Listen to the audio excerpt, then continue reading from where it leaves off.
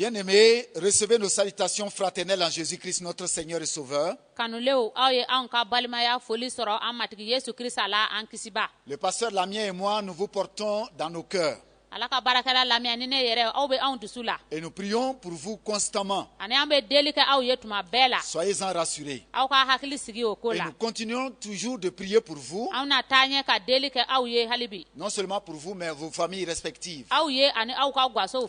Je sais une seule chose, c'est que notre Dieu n'est pas loin de nous. Il est plus proche de nous que nous ne le pensions nous-mêmes.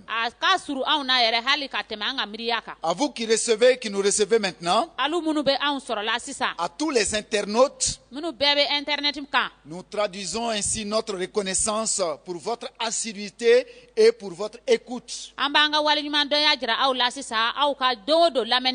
Mais avant toute chose, nous allons prier pour commencer,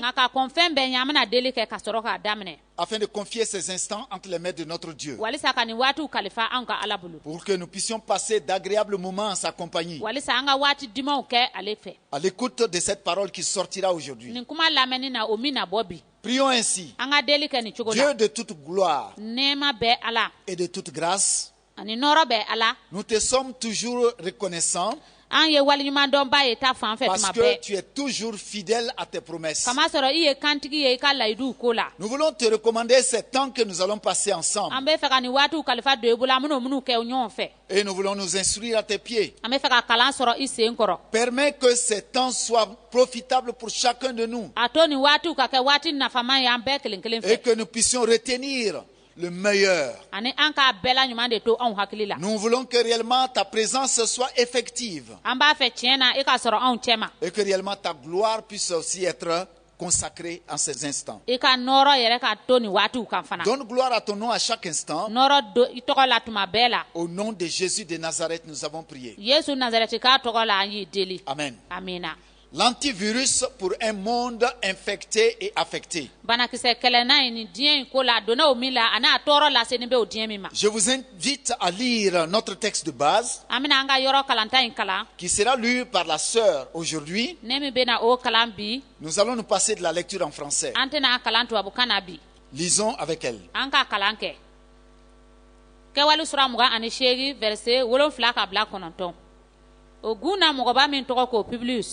Oka foro tuka suru yena aye amene iko ateriu aye an lajigi akaso tile saba kono an ya soro publis fak dalen tube fariga ani toko ni bolo poli dona o yoro la ka ala deli ki bolo da aka akeneyara o kelen ko o guna banabato to fana nana u keneyara. Que Dieu bénisse la lecture de sa parole. Dans les études précédentes, nous avons déjà vu les deux A. Et nous avons dit déjà que l'antivirus, ça c'est le premier A. Et le deuxième A, c'est l'activation. Et nous avons vu ce que c'est que l'antivirus. Et l'antivirus, nous avons dit que c'est ce qui agit déjà pour pouvoir protéger notre ordinateur.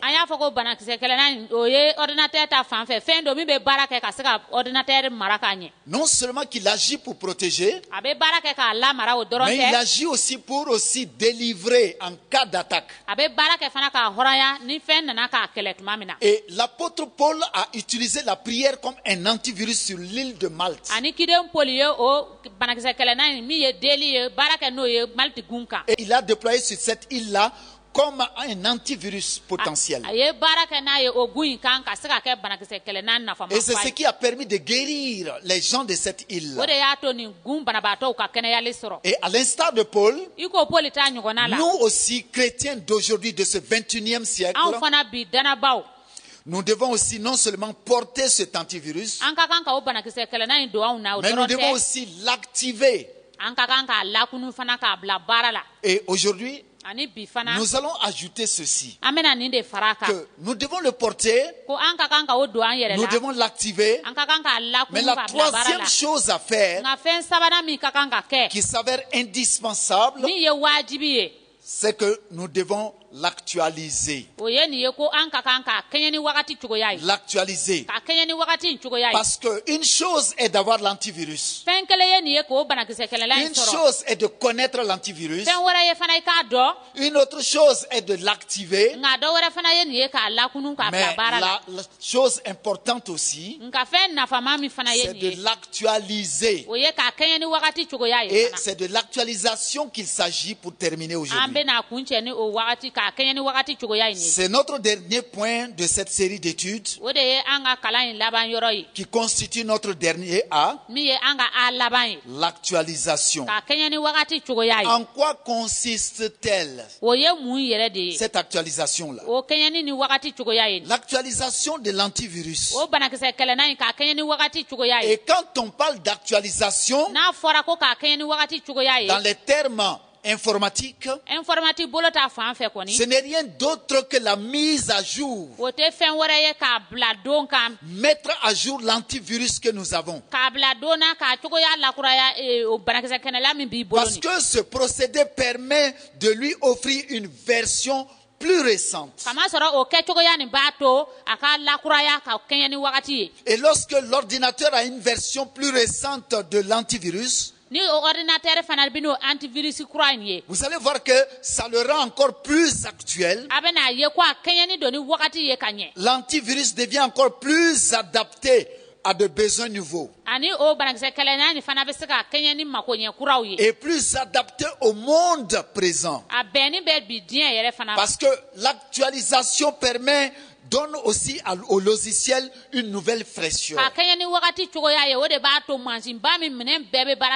Et ça permet aussi d'améliorer sa stabilité. Et même encore, ça donne de la stabilité à l'ordinateur. Et encore, ça permet de corriger les défauts de conception d'un programme. Parce que vous allez trouver qu'il y a des programmes qui sont là et qui permettent le dysfonctionnement de l'ordinateur. Et plus l'antivirus est connecté au serveur, plus aussi ça lui donne une certaine vitalité de corriger le dysfonctionnement.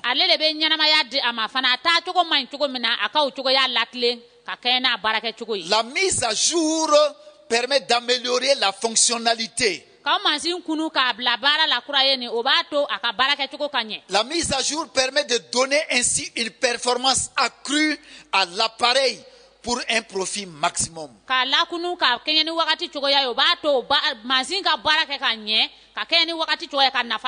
Car plus la version sera ancienne, plus aussi elle sera facile à pirater. Vous savez, il semble qu'il y a plus de 95 000 virus en informatique actuellement.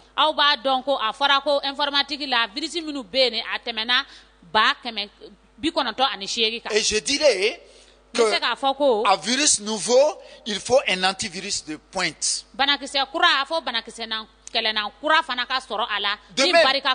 De même, beaucoup de virus ont agi et ont secoué notre monde en ces temps-ci.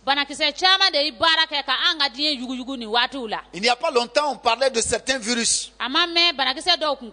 que je vais énumérer ici pour que vous puissiez en avoir une certaine idée. Il n'y a pas longtemps de cela, même si notre pays, le Burkina Faso, n'en a pas connu, mais on s'y préparait parce qu'on entendait les échos. On a parlé du virus Ebola. Et Ebola est l'un des virus les plus mortels de la planète. Et qui a eu la capacité de tuer 25 à 90% des cas. Et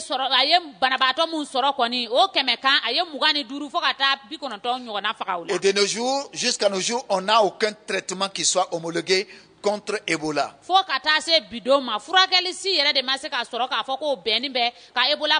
Et cette épidémie a causé la mort de 11 313 personnes en Afrique de l'Ouest.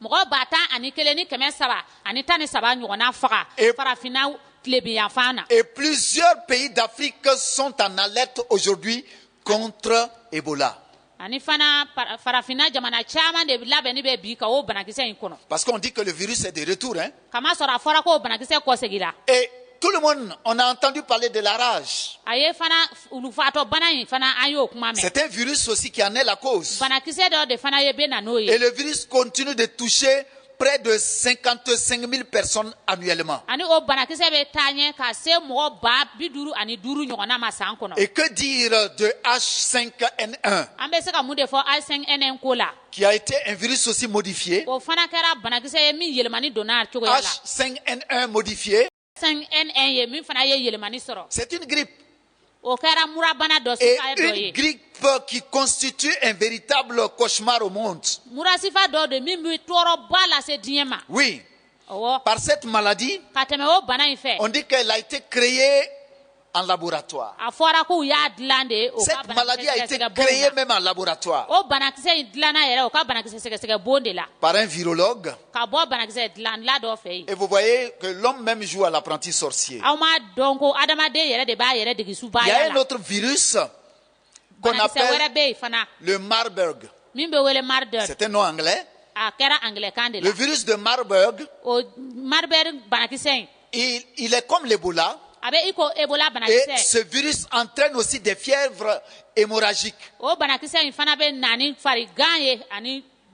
Et ça se transmet par des selles.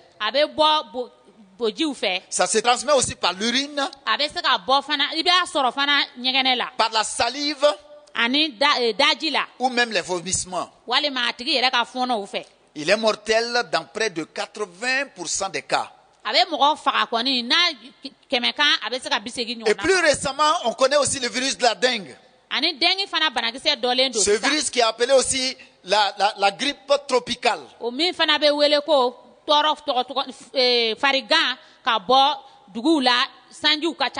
Et ce virus est transmis par piqûre de moustiques. Nous avons connu ici cela au Burkina Faso ces derniers temps. Alors, les statistiques montrent que près de 50 millions de personnes en sont contaminées chaque année.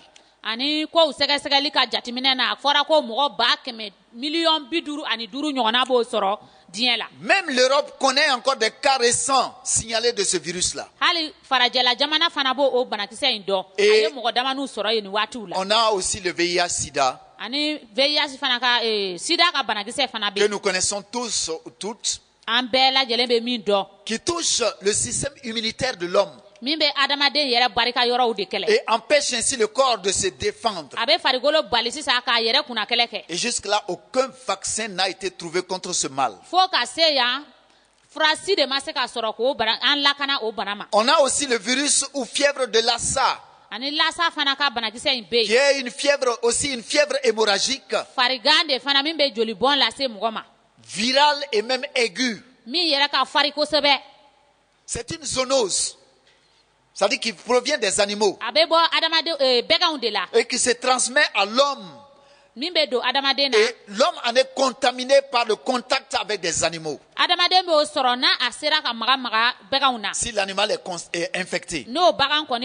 Voici un peu un lot de virus qui sont là et qui sont en Afrique et partout ailleurs. Et de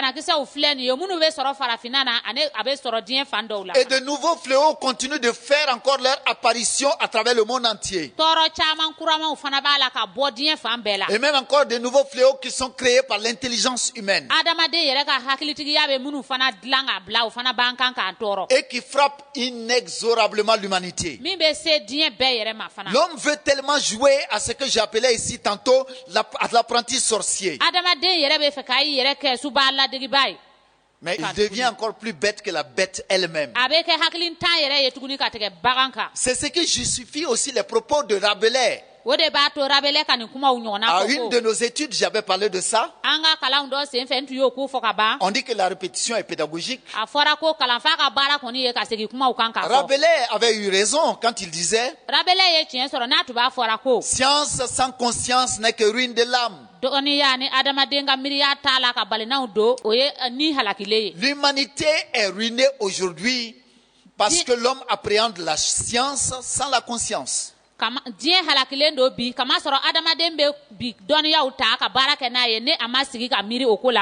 Chrétiens, prenons la chose au sérieux. Ne la prenons jamais à la légère, car les temps sont mauvais.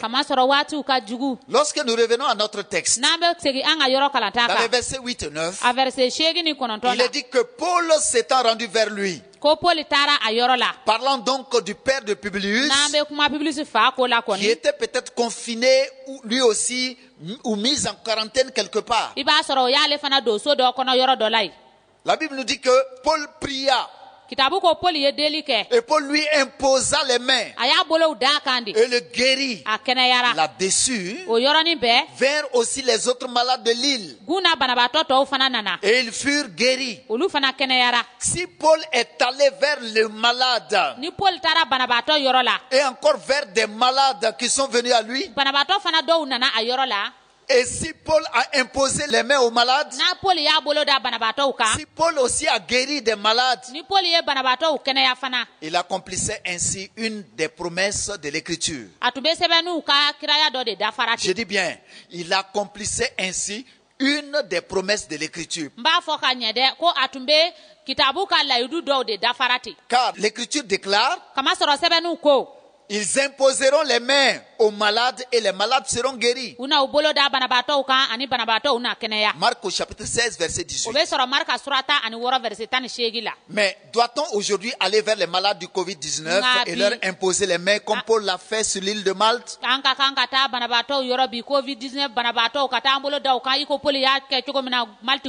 Alors que nous devons respecter les mesures barrières aujourd'hui?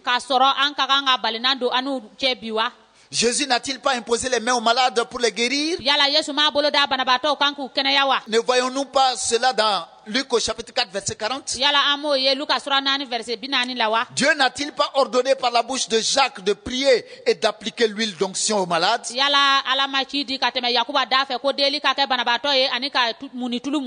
Ne trouvons-nous pas cela aussi dans Jacques au chapitre 5, verset 14? À toutes ces questions, le même apôtre répond dans son épître aux Philippiens.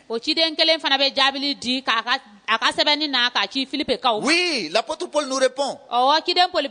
Lorsqu'il dit ceci, il dit: faites en tout temps par l'Esprit toutes sortes de prières et de supplications.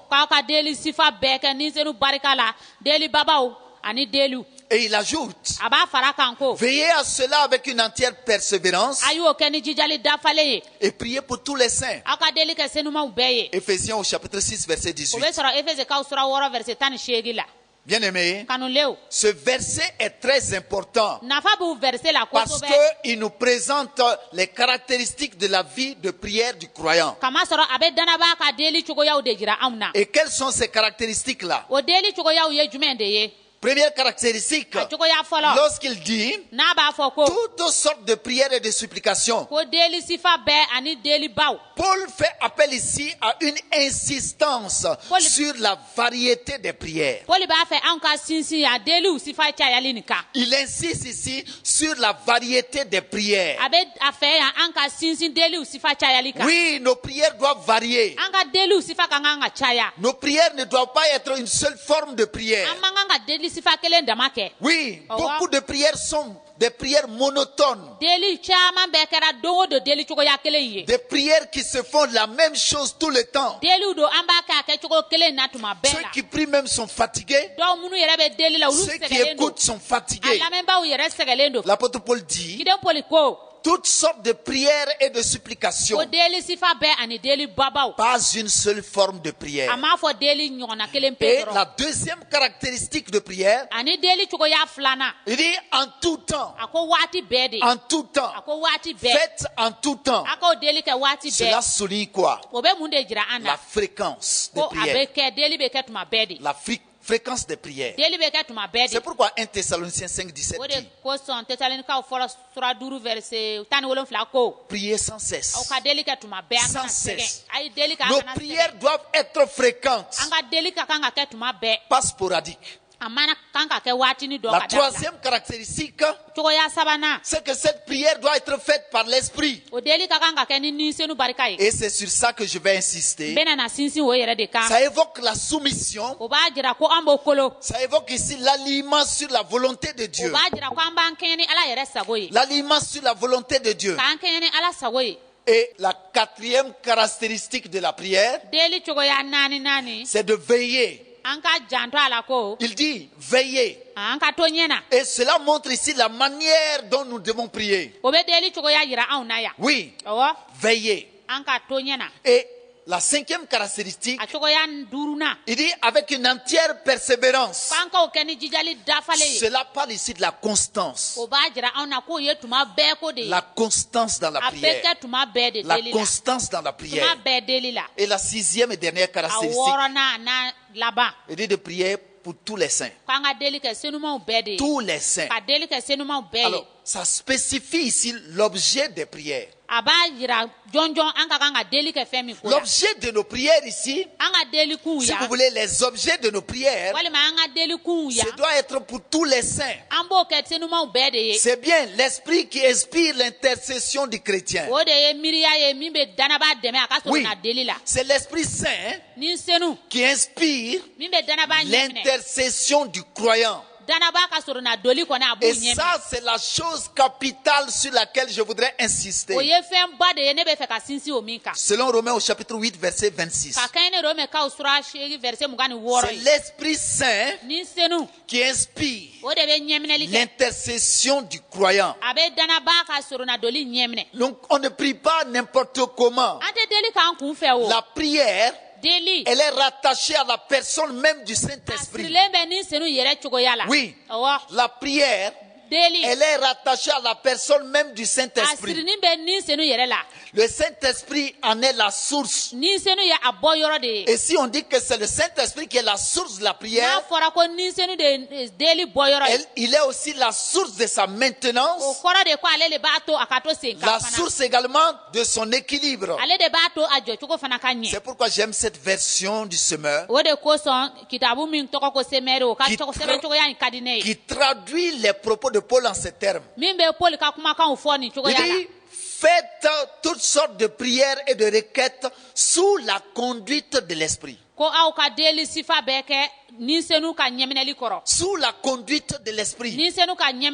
La prière devrait être continuelle et non une habitude. Non un acte isolé. Et en outre, nous devons savoir que nous sommes les soldats.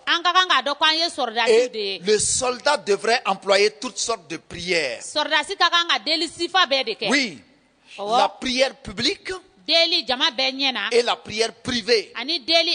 La prière réfléchie. Je répète, parce que la prière n'est pas un art aveugle. Non. La prière réfléchie et spontanée. Et la supplication et l'intercession. La confession et l'humiliation. La louange et les remerciements. C'est important, bien aimé. Et toute prière qui se veut une prière d'impact et non une publicité stérile, elle doit être placée sous le haut patronage du Saint-Esprit. Pas sous le parrainage du Saint-Esprit, mais sous le haut patronage du Saint-Esprit. Si nos prières échouent aujourd'hui, c'est parce que le Saint-Esprit n'est pas à la commande. Et s'il n'est pas le patron, la prière ne peut pas être efficace. Et souvent, le Saint-Esprit n'est que le parrain de nos prières. Le parrain, c'est qui? Le parrain est un substitut pendant que le patron est le propriétaire.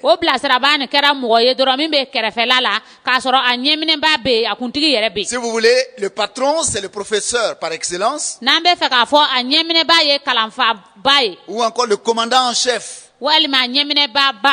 Vous savez que Paul priait sous l'onction, sous la direction du Saint-Esprit. En d'autres termes, Paul priait sous l'inspiration du Saint-Esprit. C'est la raison pour laquelle je vous ai dit qu'on ne prie pas n'importe comment. Toute prière doit être inspirée par le Saint-Esprit pour être une prière efficace. Ce ne sont pas les mains du ministre qui sont spéciales ou saintes. Et aucune huile d'onction n'a des pouvoirs mystiques particuliers aussi. Mais c'est Dieu lui-même qui guérit par son esprit. Oui, Dieu lui-même guérit par son esprit. Paul était tellement connecté même au Saint-Esprit que Dieu faisait des miracles extraordinaires par ses mains. Au point qu'on appliquait sur les malades des linges ou des mouchoirs qui avaient touché le corps de Paul. Et les maladies les quittaient. Les esprits malins aussi sortaient. Nous dit Actes au chapitre 19, les versets 11 et les versets 12. C'est encore possible aujourd'hui. Je le dis.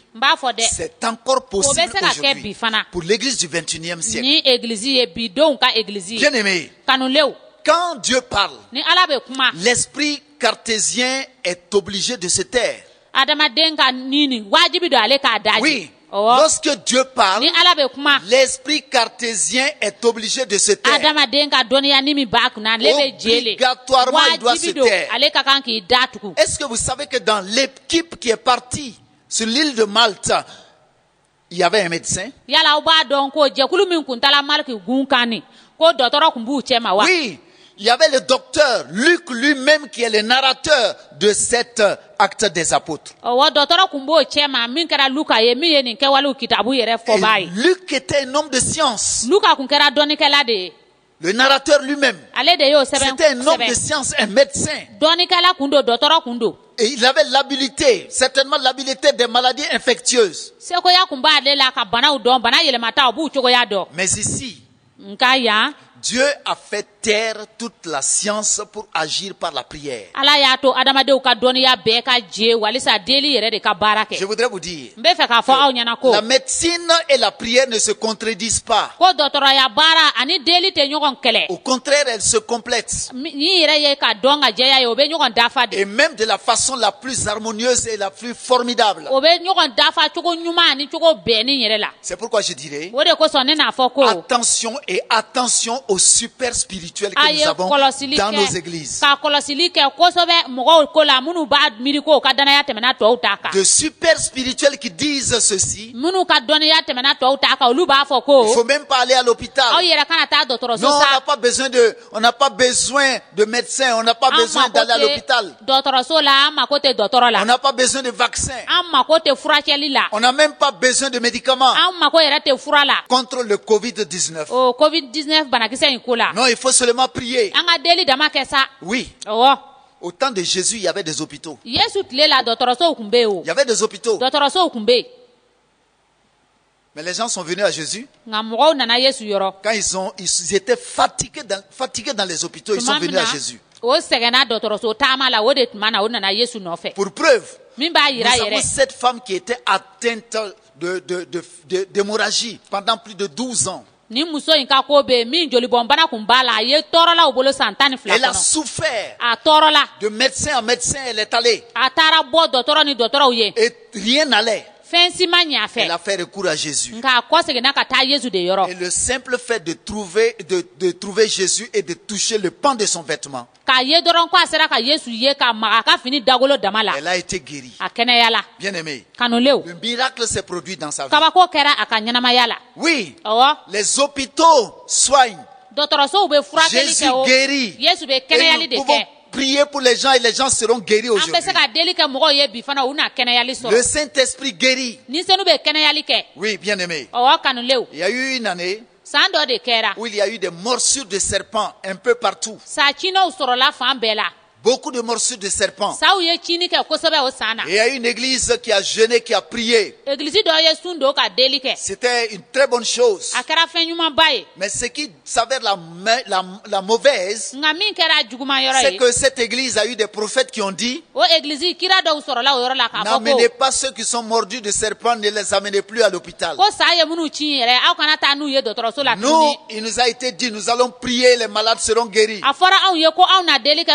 Ils ont commencé à prier. De 21h le soir jusqu'à 4h le matin. Pour un qui avait été mordu de serpent, que je connaissais très bien. On a voulu l'amener au dispensaire, qui était la plus proche. En ce moment, il y avait des antivénineux qui étaient très puissants. Ils ont dit non. Ça, c'est agir contrairement à ce que nous pensons, contrairement à ce que l'Esprit dit. Nous allons prier et il sera guéri. L'Esprit dit qu'il sera guéri. Je me demande de quel esprit détenait ça. Quel est cet esprit qui parlait? Ils sont allés prier pour le pauvre. Le pauvre était sous leurs mains. Ils ont prié. À 4h du matin, il a rendu l'âme. Alors que beaucoup étaient guéris de ces morsures de serpent. Bien aimé, voici ce que j'appelle de super spirituel. De super spirituel. Si l'Esprit de Dieu est votre source d'inspiration,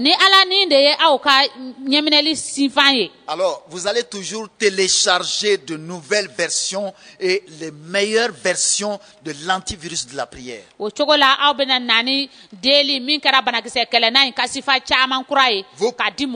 Vos prières vont se renouveler et de la bonne manière. Vous n'allez pas faire de prières tronquées, de fausses prières, de prières qui sont basées sur de fausses révélations. J'ai l'habitude de dire, s'il faut prier, nous devons prier dans la vérité. Et si votre antivirus de la prière est connecté sur le serveur de l'Esprit de Dieu,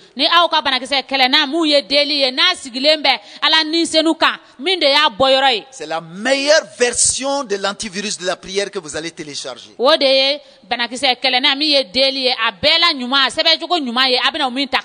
Et vous n'allez plus composer sur des versions anciennes, sur des versions que j'appelle des versions démodées, déformées, ou même encore déphasées. Pourquoi? Parce que le Saint-Esprit vous enseignera à l'heure même ce qu'il faudra dire dans vos prières. Je ne dis pas cela de moi-même. Si vous lisez dans Luc au chapitre 12, verset 12, ce verset nous précise que le Saint-Esprit vous enseignera à l'heure même ce qu'il faudra dire dans vos prières. C'est bien écrit noir sur blanc. Bien aimé. Vous savez, il y a un homme de Dieu qui nous enseigne. Il s'appelle James Deney. Il nous enseigne ceci, que le Saint-Esprit est le représentant de Christ dans l'Église. L'église locale devrait toujours reconnaître la souveraineté de l'esprit. Par ceci, nous entendons qu'il peut agir comme il lui plaît. Il peut ne pas toujours choisir de faire les choses exactement de la même façon, même s'il n'agira jamais en contradiction avec la parole. Les symboles de l'esprit utilisés dans les Écritures, tels que le feu, l'huile, l'eau, le vent, parlent d'un comportement incontrôlable et imprévisible.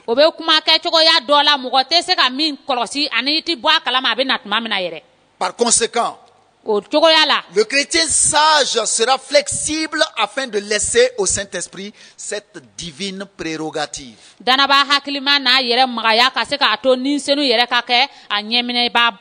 Fin de citation. C'est James Denney qui dit ça. Bien aimé, pour conclure, activons et actualisons l'antivirus que Dieu nous a donné.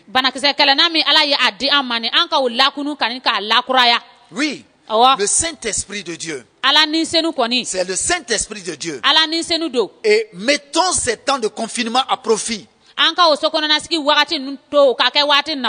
pour que cela nous soit profitable, nous devons créer une atmosphère de prière. Et en maintenant cette atmosphère-là. Pourquoi? Cela d'autant plus que aucun pape ni parlement, aucune conférence ni concile n'a la suprématie dans l'église de Christ.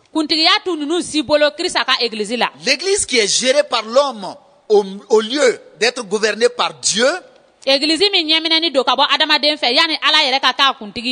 est condamnée à l'échec. Un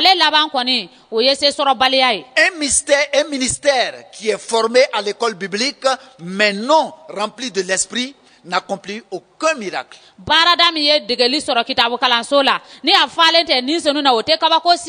Et l'église qui multiplie ses comités et néglige la prière abonde sans aucun doute de détails inutiles.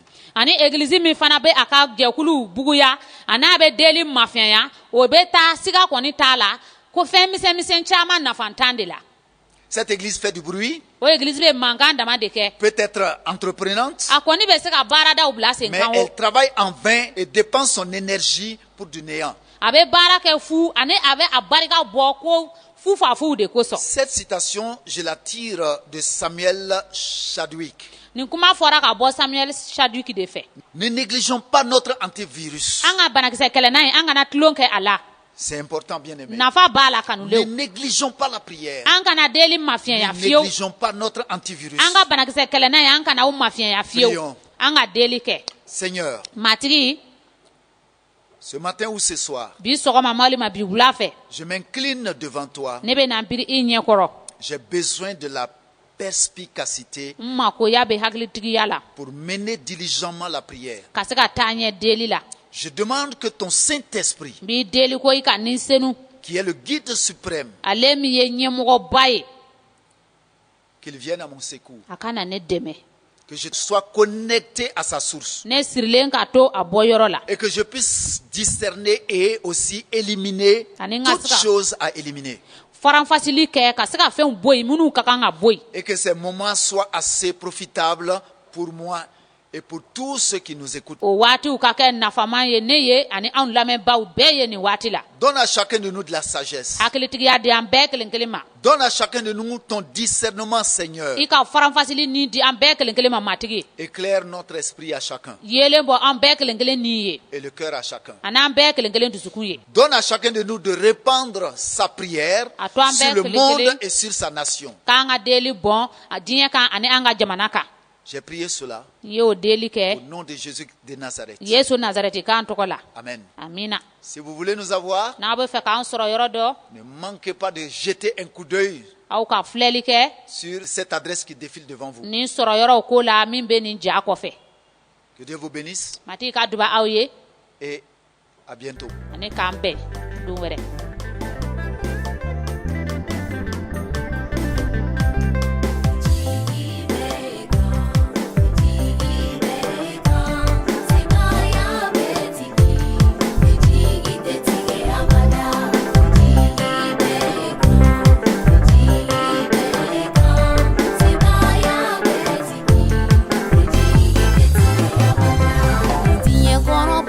Kaja